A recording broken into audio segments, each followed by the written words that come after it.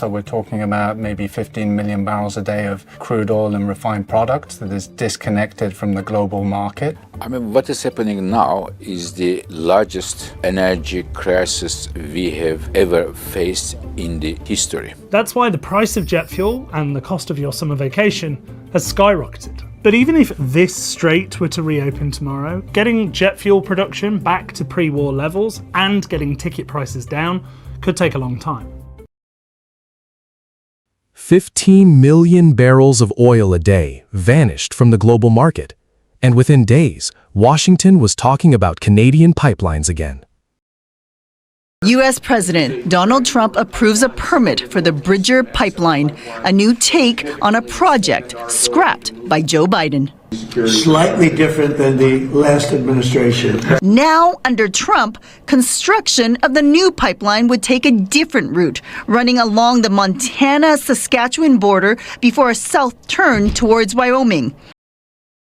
As fuel prices surge across the United States and airlines warn about rising costs, Donald Trump is suddenly rushing to revive parts of the Keystone pipeline network to move more Canadian oil into the United States, which says a lot about how serious this crisis is becoming. Because only a few years ago, Keystone XL was treated like political poison in Washington. Now, in the middle of a global oil shock, it is quietly being reframed as part of America's economic survival plan. And if you want to follow how this energy crisis could reshape the balance between Canada and the United States, make sure to subscribe and stay with us to the end.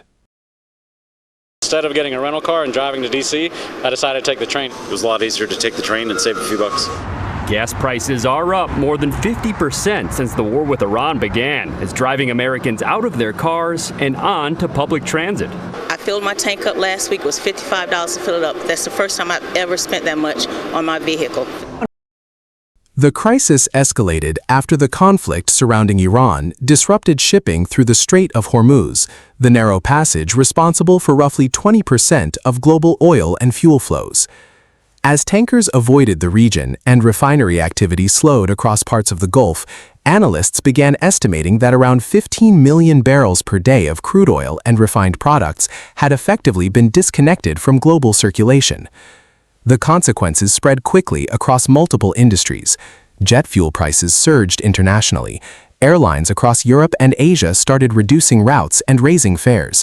China sharply reduced some jet fuel exports to preserve domestic supply, tightening markets even further. In the United States, gasoline prices climbed rapidly during the summer driving season, with national averages moving towards roughly $4.50 per gallon. Some American drivers are now paying more than $1 extra per gallon compared to last year. At the same time, pressure started building inside the aviation sector. The U.S. West Coast imports a large share of its jet fuel from South Korea, but South Korean refiners themselves depend heavily on Middle Eastern crude. Once Gulf supplies tightened, traders began warning about potential shortages and rising costs along the Pacific coast. Then came the political shift. The Trump administration approved a presidential permit for the Bridger pipeline project, effectively reviving a Keystone-style route connecting Canadian crude supplies from Saskatchewan into the American system through Montana and Wyoming. The project could move roughly 550,000 barrels of oil per day, and unlike building a completely new pipeline from scratch, developers believe parts of the old Keystone framework could allow construction to move faster. The White House is not just dealing with an oil problem anymore. It is dealing with voter psychology. Fuel prices hit Americans differently than most economic indicators because people see them constantly. Every commute, every delivery truck, every family road trip becomes a reminder that daily life is getting more expensive again, and signs of strain are already appearing. Consumers are shifting toward cheaper products at convenience stores, restaurant chains are reporting softer traffic, some airlines are increasing baggage fees and reducing routes to offset fuel costs. A Texas driver recently described paying roughly $90 more every month just to fuel his truck. That may not sound catastrophic on Wall Street, but politically, these kinds of changes spread fast across suburban America, especially during summer travel season. And this is where the situation becomes uncomfortable for Trump. For years, he presented America as protected from foreign instability because of massive domestic oil production, but this crisis exposed a much messier reality. oil production alone does not guarantee fuel stability. The United States still depends on refining networks, transportation systems, imported fuel flows, and functioning global shipping lanes. Once those systems start breaking down, domestic production becomes far less politically useful. That is why Washington suddenly sounds much more interested in Canadian crude again. The financial damage estimate is also getting larger by the week.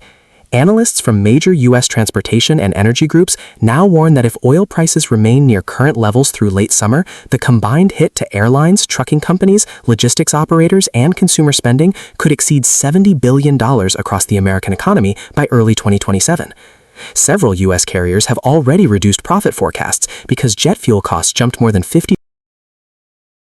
One of the most interesting parts of this story is happening outside the headlines. Global energy traders are increasingly treating politically stable oil producers as premium suppliers. And right now, Canada fits that category unusually well. Canada is geographically close to the United States, politically stable, heavily integrated into North American infrastructure, and already supplies the majority of America's imported crude oil. U.S. refineries are specifically designed around Canadian heavy crude, making those flows difficult to replace quickly. That matters much more during a supply shock than during normal market conditions. A few months ago, Washington was still talking aggressively about tariffs, trade leverage, and reshoring supply chains away from dependence on foreign partners. Now, the same administration is fast-tracking another cross-border Canadian pipeline because global instability is making reliable continental energy infrastructure suddenly far more valuable. And Ottawa understands the leverage this creates. Mark Carney's government has spent much of 2026 pushing long-term energy infrastructure, export diversification, and industrial resilience, while also expanding trade relationships outside the United States. Critics dismissed some of those efforts earlier in the year as overbuilt or politically unrealistic. But when Middle Eastern shipping routes started breaking down, Canada's position suddenly looked very different. Reliable neighbors become strategically important very quickly during global supply crises. That is especially true when fuel inflation starts threatening consumer confidence inside the United States itself. What makes the Keystone revival politically fascinating is that the argument around it has completely changed. This is no longer being framed primarily as an environmental debate. The conversation now revolves around affordability, fuel security, inflation pressure, and economic stability heading into late 2026. That shift happened remarkably fast. Only a few years ago, cross-border pipelines represented everything many American politicians wanted to move away from. But high fuel prices have a way of forcing governments back toward physical infrastructure realities. Pipelines move oil cheaply, pipelines stabilize regional supply, and during periods of global instability, pipelines suddenly start looking a lot more practical than slogans. That may be the biggest unintended consequence of this entire crisis. Trump spent years arguing that America did not need Canada economically, but the deeper this fuel shock spreads through global markets, the more Washington appears forced to rely on Canadian stability to protect the American economy from even worse disruption. Right now, the global oil market remains highly unstable. Fuel prices are still elevated, shipping risks around the Gulf remain unresolved. Airlines continue adjusting routes and costs, while American consumers are absorbing the pressure almost daily. Meanwhile, Washington is accelerating a Keystone-style pipeline project that not long ago looked politically dead. And that raises a serious question heading into the second half of 2026. If another major disruption hits global energy markets, does the United States actually have a realistic short-term alternative to Canadian oil? Because the current crisis is starting to suggest the answer may be no.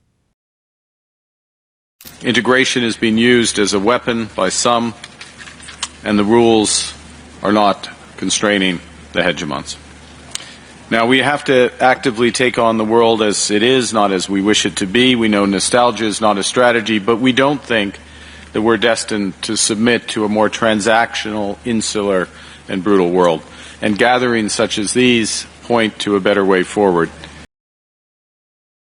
Canada just sent one of the clearest signals yet that the global order is changing and that it may no longer revolve around the United States. Prime Minister Mark Carney has openly stated that the next international system will be rebuilt out of Europe. That's not diplomacy, that's a strategic pivot.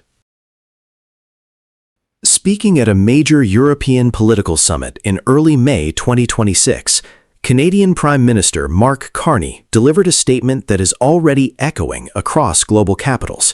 His message was simple, but its implications are massive. The rules-based international order, once anchored by Washington, can no longer rely on the United States. This moment didn't happen in a vacuum. It comes as U.S. President Donald Trump, now in his second term, continues to expand an aggressive tariff strategy that treats allies and competitors almost the same. Canadian exports, especially steel, aluminum, and products built on those materials, are now facing tariffs that can reach as high as 50%. The impact has been immediate, forcing Ottawa to step in with a $1.5 billion support package to stabilize key industries. But what matters more is the direction behind that response. Canada is no longer just reacting to pressure from Washington. It is quietly, and now more openly, repositioning itself, deepening ties with Europe, while accelerating trade conversations with Asia and other emerging markets. What we are seeing is not a temporary adjustment, it is a shift in strategy. For decades, the global system operated on a simple assumption: the United States would provide stability. That assumption is now under serious strain. Under Trump's second administration, economic and foreign policy have become increasingly unpredictable. Tariffs are introduced, expanded, and sometimes redefined with little warning.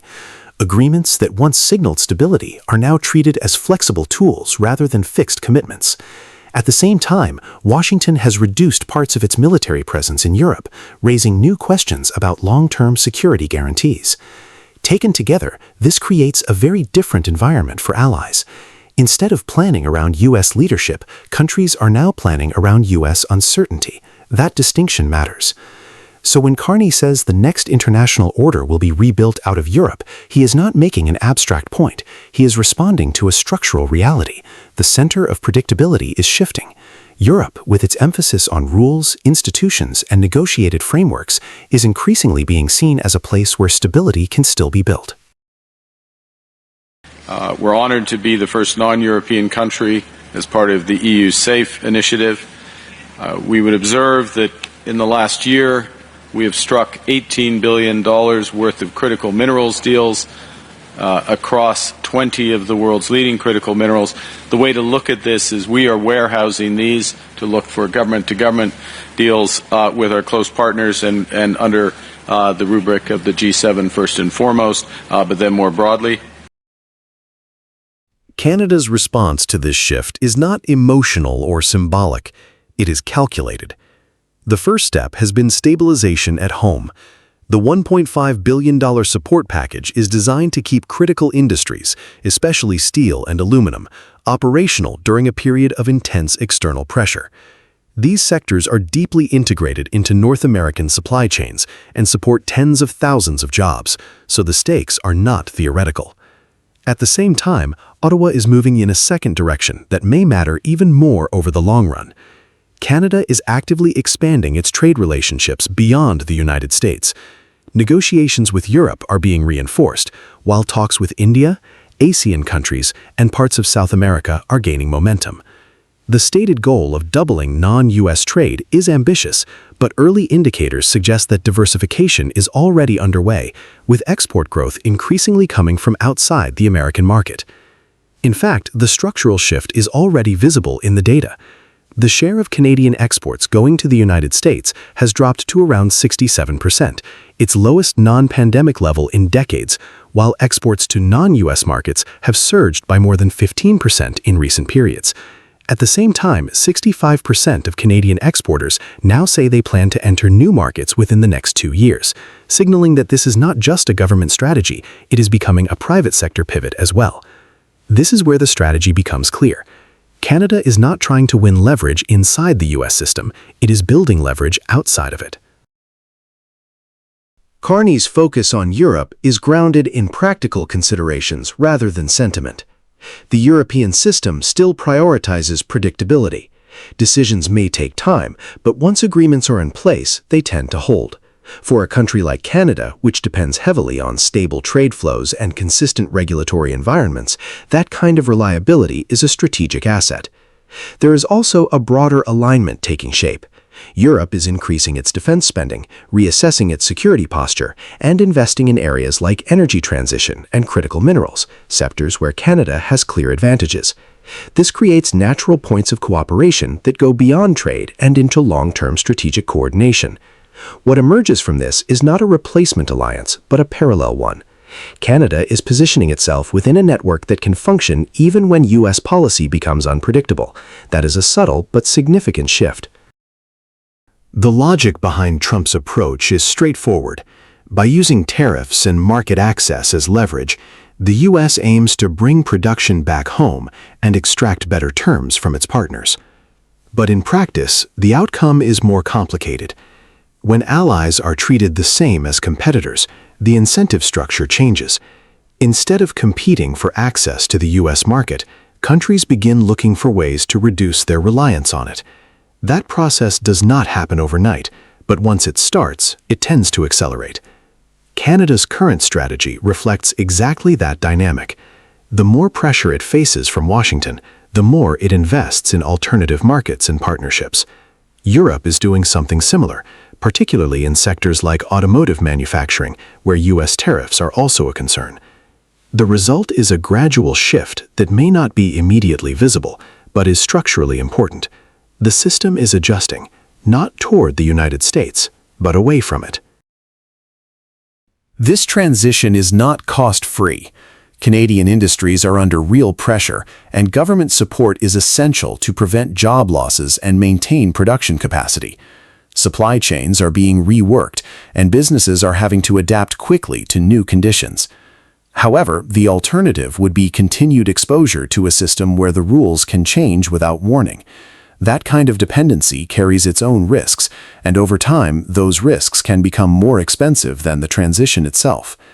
Carney's approach suggests a clear calculation: accept the short-term disruption, build resilience, and reduce vulnerability in the long run. It is not the fastest path, but it may be the more durable one. Mark Carney's statement was not just a reflection on global politics. It was a signal about where Canada is heading. The country is no longer positioning itself as a passive participant in a U.S.-led system. It is actively preparing for a world where that system is no longer stable and where new centers of coordination are emerging. That shift is already underway, driven as much by external pressure as by internal strategy. The question now is not whether Canada can move beyond dependence on the United States. It is how far that shift will go, and whether Washington is willing or able to adjust before its closest allies fully move on.